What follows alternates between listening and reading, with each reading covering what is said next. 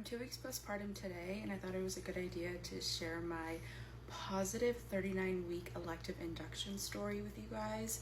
Just because when I was getting ready for my induction, I was scrolling on TikTok and it was really hard for me to find positive induction stories that didn't scare me. So I wanted to share with you guys. I officially got induced at 39 weeks and 4 days, but one thing that I didn't know about being induced, especially an elective induction, is you're on an on-call list. So you have an induction date, but a few hours prior to the time you're supposed to come in, you have to call the hospital and be like, hey, is there room for me? And I got rescheduled 2 times, which when I was going through the whole process, I was really annoyed because I was like, I want this baby out. But looking back now, I was like, okay, well, God was telling me that my baby wasn't ready to come out. So luckily by the second call time, they were like, okay, you're good to come in. So I got induced on a Monday night. I went into the hospital at 5 p.m. and then we started my induction process at 6. I got the balloon, the Foley balloon, put inside of me, and I was reading that first time moms, it usually takes like 10 to 12 hours for the balloon to come out and for you to be at least 5 centimeters dilated. But I had my balloon in maybe for like 3.5 hours, and then I remember telling my mom, I was like, I think I'm peeing myself, like I'm not really sure. So we called the nurse in and she checked me, and sure enough my balloon was halfway out and my water was breaking at the like very top or like the back, I don't remember, but it wasn't like a full gush, it was like trickling out. That's why I felt like I was peeing myself. So after that, she had taken my balloon out and that was painful. I never want to feel that again. Probably top 3 worst times during my induction process. So yeah, I was not liking that. But then after that, I was like, okay, I'm ready for my epidural. So then she called the anesthesiologist, and thankfully the hospital is pretty small and not that busy, so I didn't have to wait like an hour.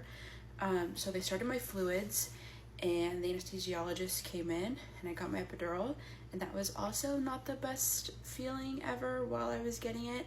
I just remember like holding on to my nurse so tight and breathing so loud because I feel like I could feel the catheter going inside my back.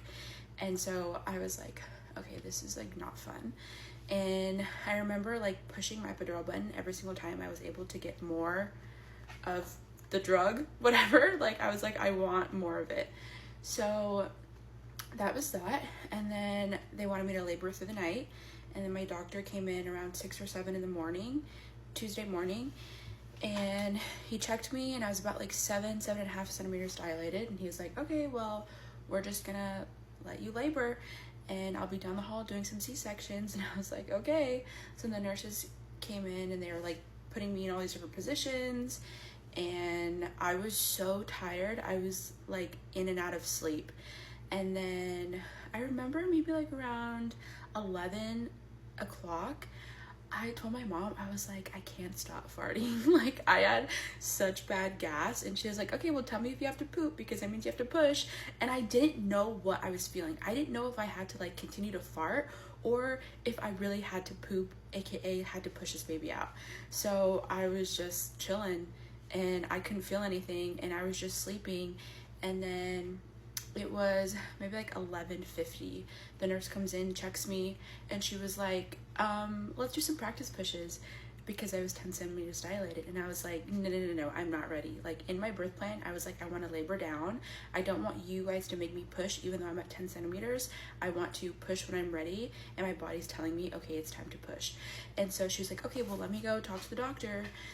So then she leaves for like 5 seconds, goes and talks to the doctor, and the doctor's like, no, like we need to do some practice pushes, like we need to get this baby out. So I remember like playing a worship song and just like crying my eyes out, having so much anxiety, because I was like, oh my gosh, like it's time, like it's really time. And I had the best nurses ever, and my mom was so supportive. Like it was just an amazing like experience because of the people that were around me. So I remember playing this worship song and just like crying my eyes out, and then just kind of like trying to hype myself up, like, okay, it's time to push this baby out. So then it's 12 o'clock and there's two nurses that come in, and my mom's standing right by me. They put my feet up on the stirrups, and they're like, all right, let's start pushing. So it was like the weirdest feeling ever because I couldn't feel anything, so I didn't know if I was pushing correctly. And they're like, push like you have to poop, push like you have to poop. And I was like, but I don't want to poop. And so I was just pushing so hard, and I didn't know if I was pushing right because I couldn't feel anything. And then during my practice pushes, they could see his head. I don't know what was happening. I just wasn't fully there. So then the doctor came in, and it was like 12:15, maybe 12:10, and they got all ready, and I was pushing, and I was pushing, and I was pushing the epidural button, and I was pushing at the same time, and I pushed this baby out in 35 minutes, and I didn't even feel him come out. It was the weirdest thing ever because I was so like on like such a high from the epidural. Like I didn't feel him come out. And then they put him on my chest, and I was like ugly crying, like sobbing. And then I remember like seeing my reflection in my doctor's goggles, and I was like spewing out blood, okay?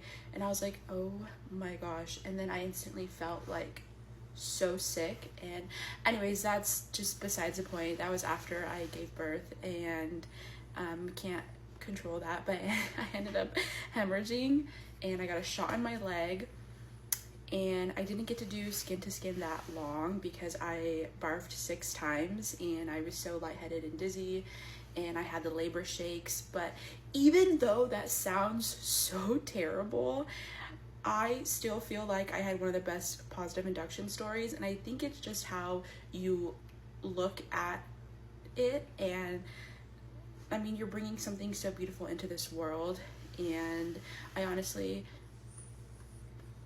was fine hemorrhaging, and I was fine throwing up, and I was fine being so nauseous and dizzy. I'd rather me have something going on than him not being healthy.